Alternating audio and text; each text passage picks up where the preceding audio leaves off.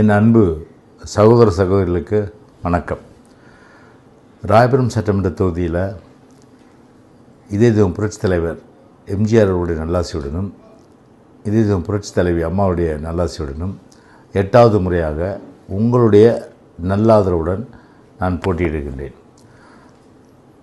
கடந்த 5 வருஷத்தில் நம்ம எவ்வளோ பெரிய கஷ்டப்பட்டோன்றது ராயபுரம் தொகுதி மக்கள், குறிப்பாக இளைஞர் சமுதாயத்திலிருந்து, மகளிரிலிருந்து, அதே போன்று பெரியோர்கள் முதல் எல்லோரும் கஷ்டப்படுகின்ற வகையில், துன்பப்படுகின்ற வகையில் கடந்த 5 ஆண்டுகளில் ஆட்சியினுடைய ஒரு கொடுங்கோல் தன்மையும், அதே போன்று தேர்ந்தெடுக்கப்பட்ட சட்டமன்ற உறுப்பினர் தன்னுடைய கடமையை சரிவர செய்யாதன் காரணமாக ராயபுரத்தை பொறுத்தவரை கடந்த 5 முறை உங்களுடைய நல்லாதரோடு நான் தேர்வு செய்யப்பட்ட அந்த நிலையில் எல்லா பணிகளையும் மேற்கொண்டோம். சுரங்கப்பாதைகள், ராயபுரம் சுற்றுவட்ட மேம்பாலம், ஏழை எளிய நடுத்தர மக்களுக்கு அடுக்குமாடி வீடு குடியிருப்புகள், பூங்காக்கள், கழிவுநீர் செல்லக்கூடிய வசதிகள், மழை எவ்வளோ பெய்தாலும் சரி ஒரு சொட்டு தண்ணி கூட தேங்காத ஒரு தொகுதியாகவும், அதே போன்று மின்சாரத்தை பொறுத்தவரை 24 மணி நேரம் சீரான மின்சாரம் வழங்குவதற்கு வகையாகவும், அதே போன்று கஞ்சா இல்லாத ஒரு தொகுதியாகவும், சட்ட ஒழுங்கு பராமரிக்கப்பட்டு காவல்துறையை பொறுத்தவரை யாருடைய தலையீடு இல்லாத அளவுக்கும் பாதுகாப்பு வணிகர்களுக்கும் அதே போன்று பொதுமக்களுக்கும் மகளிருக்கும் கொடுத்தோம்.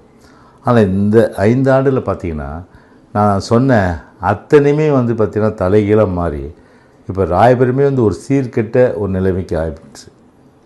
அதை சீர்படுத்தி சட்ட ஒழுங்கு நிலைநாட்டி கஞ்சா இல்லாத ஒரு தொகுதியாகவும், சட்ட ஒழுங்கு பராமரிக்கிற ஒரு தொகுதியாகவும் மாற்றுவது தான் முதல் கடமையாக கொள்வேன். அதே நேரத்தில் பார்த்திங்கன்னா நான் கொரோனா காலத்திலும் சரி, அதே போன்று இயற்கை இடர்பாடு ஏற்படுற அந்த சூழ்நிலையும் சரி, மழை என்றும் கூட பார்க்காம கொரோனாவில் உயிர் போனாலும் பரவாயில்ல, உங்களுக்காக என்னோடய உயிர் போனாலும் பரவாயில்லன்னு சொல்லிட்டு நான் அன்றைக்கி சேவை செய்து, அன்றைக்கி கஷ்டப்பட்ட சூழ்நிலை கூட நலத்திட்ட உதவிகள்லாம் வீடு தேடி நான் வழங்குனதெல்லாம் நிச்சயமாக எல்லோருக்குமே அது தெரியும். எதுக்கு நான் சொல்கிறேன்னா, ஒரு சட்டமன்ற உறுப்பினர் மக்கள் துன்பப்படும்போது, துயரப்படும்போது அவர்களை இன்னல்களை களைவது தான் ஒரு சட்டமன்ற உறுப்பினருடைய முக்கிய கடமையாக இருக்கணும். என்னை பொறுத்தவரையில் ஒரு சுக துக்கங்கள், அதே போன்று நீங்கள் என்ன சொல்லுகின்றாலும் அது காது கொடுத்து கேட்பது மட்டும் இல்லாமல் முழுமையாக அதற்கு உண்டான அந்த நடவடிக்கை எடுப்பது, இது போன்றதெல்லாம் 91ஆம் ஆண்டிலிருந்து நான் தொடர்ச்சியாக செய்வதன் மூலம்தான் 5 முறை நான் தேர்ந்தெடுக்கப்பட்டேன். ஆனால் இப்போது ஒரு கடைக்கு நம்ம போகிறோம், ஆனால் நமக்கு உணவுக்கு பற்றின ஒரு காய்கறி கூட பார்த்து வாங்குகிறோம். வெண்டைக்காய் கூட நம்ம உடைச்சி தான் வாங்குகிறோம். பழங்கள் அழிவு தூக்கி போட்டுருவோம். ஆனால் நமக்காக சேவை செய்கிற ஒரு 5 வருஷம் அந்த சட்டமன்ற உறுப்பினர் நல்லவரா கெட்டவரா, அதே போல் நம்முடைய குரலுக்கு மதிப்பு கொடுப்பவரா, நம்ம போனால் நம்மளை மதித்து பேசுபவரா, நம்முடைய சுகத்துக்கங்கள் பங்கு கொள்பவரா, நமக்கு அரசுடைய நலத்திட்டங்கள்லாம் கொண்டு சேர்ப்பவரா, இதையெல்லாம் பார்த்து தான் நம்ம தேர்வு செய்யணும். அப்படின்னு பார்த்தா நிச்சயமாக பார்த்திங்கன்னா கடந்த 5 ஆண்டு காலத்தில் 0 திமுக பொறுத்தவரை. ஆனால் இன்றைக்கி போகிற இடங்களில் கிட்டத்தட்ட பல நாட்களாக தேர்தல் பிரச்சாரம் பண்ணதில்லை.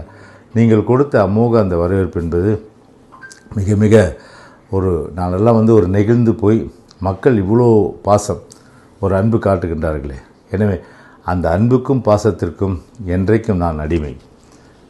அன்புக்கும் பாசத்துக்கு மட்டுமில்லாமல் சேவையே குறிக்கோளாக கொண்ட முழுமையாக இருக்கின்ற எனக்கு இரட்டை இலை சின்னத்திலே நீங்கள் ஆதரவளித்து வெற்றி பெற செய்ய வேண்டும் என்று உங்களை தாழ்மையோடு கேட்டுக்கொண்டு, தேர்தல் காலத்தில் அதுவும் குறிப்பாக தேர்தல் வாக்குறுதிகள் நாங்கள் நிறைய சொல்லியிருக்கிறோம்.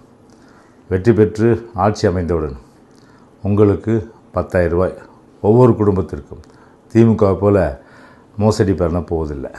அதே போன்று மாதம் 2,000 ரூபாய் உரிமை தொகை, 1,000 ரூபாய் பொங்கலுக்கு கரும்பும், அதே போல் பொங்கல் செய்வதற்குண்டான உபப்பொருட்கள். அது மட்டும் இல்லாமல் ஃப்ரிட்ஜு ஒன்று உங்களுக்கு வழங்கப்படும். அது மட்டும் இல்லாமல் ஒவ்வொரு ஆண்டும் எல்லா விசேஷங்களும் நான் ஏதாவது கிஃப்ட் கொடுத்துட்ருப்பேன். அதே போல் உங்களுக்கு ஒரு இண்டக்ஷன் ஸ்டவ், எலக்ட்ரிக் அடுப்பு, அது கண்டிப்பாக கொடுக்கப்படும். அது மட்டும் இல்லாமல் நிறைய தேர்தல் வாக்குறுதிகள், தீபாவளிக்கு எல்லா ஜாதி மத இன மொழி எல்லாவற்றையும் கடந்து எல்லோருக்குமே வந்து பெண்களுக்கு பட்டுப்புடவை. அது மட்டும் இல்லாமல் முழுமையாக எந்தவித பெண்களுக்கு எதிரான குற்றங்கள் எதுவுமே இல்லாமல் ஒரு நல்ல ஆரோக்கியமான நல்ல தொகுதியாக நிச்சயமாக விளங்குவதற்கும், அதே போன்று ஏற்கனவே நிறைய திட்டங்கள் செய்ததன் அடிப்படையில் அது பராமரிப்பு இல்லாத ஒரு சூழ்நிலையில் அதெல்லாம் பராமரித்து அதன் அடிப்படையில் வந்து எப்படி வந்து பழைய காலத்தில் இருந்ததோ அதே போன்று உருவாக்குகின்ற அந்த உறுதியை நான் இந்த நேரத்தில் சொல்லி, மறவாதீர்கள், 5 வருடங்கள் ஒரு சட்டமன்ற உறுப்பினராக இருந்து தன்னுடைய கடமை செய்யாமல் தொகுதியை பொறுத்தவரை ஒரு மிக மோசமடைந்த சூழ்நிலையில் அது சீரமைத்து ராயபுரத்தை மீட்டெடுத்து மீண்டும் ஒரு பெரிய அளவுக்கு ராயபுரம் ஒரு புதிய வளர்ச்சியோடு அதை எட்டுவதற்குண்டான அந்த நடவடிக்கைக்கு நீங்கள் ஆதரவு தாருங்கள் என்று சொல்லுகின்றேன். எம்சி சாலையை பொறுத்தவரை தேவையில்லாமல் வியாபாரிகளை கலந்து ஆலோசிக்காமல், பொதுமக்களை கலந்து ஆலோசிக்காமல், ஸ்மார்ட் சிட்டி என்ற பெயரில் வந்து வியாபாரிகளுடைய பொதுமக்களுடைய குறிப்பாக வியாபாரிகள் வாழ்வதனம் போச்சு. பொதுமக்களை பொறுத்தவரை கிட்டத்தட்ட 1 லட்சம் பேர் அந்த சாலையை உபயோகப்படுத்த நிலையில் வந்து அந்த சாலை குண்டும் குழியுமாக இருந்து முழுவதுமாக சேதமடைந்து விட்டது. எனவே முதற்கட்டமாக வந்தவுடன் வந்து அங்கே வியாபாரிகள் பொதுமக்களை கலந்து ஆலோசித்து அதன் அடிப்படையில் வந்து ஒரு பொது கழிப்பிடம், அதே போன்று பார்க்கிங் வசதி, குடிநீர் வசதி, சிசிடிவி கேமரா போட்டு அவுட் போஸ்ட் நிறுவுறது, அது மட்டும் இல்லாமல் வர்றவங்களுக்கு வந்து ஷெல்டர் வசதி, இது போன்ற வசதிகள் செய்து தருகின்ற அந்த ஒரு நடவடிக்கை நிச்சயமாக நான் எடுப்பேன். எனக்கு பொறுத்தவரை அறிமுகம் தேவையில்லை. எனவே வாக்குப்பதிவு இயந்திரத்தில் வரிசை எண் 3இல் இரட்டை இலை சின்னத்தில் பெருவாரியான வாக்கு வித்தியாசத்திலே வெற்றி பெற செய்ய வேண்டும் என்று உங்களை அன்போடு கேட்டுக்கொண்டு நன்றி, வணக்கம்.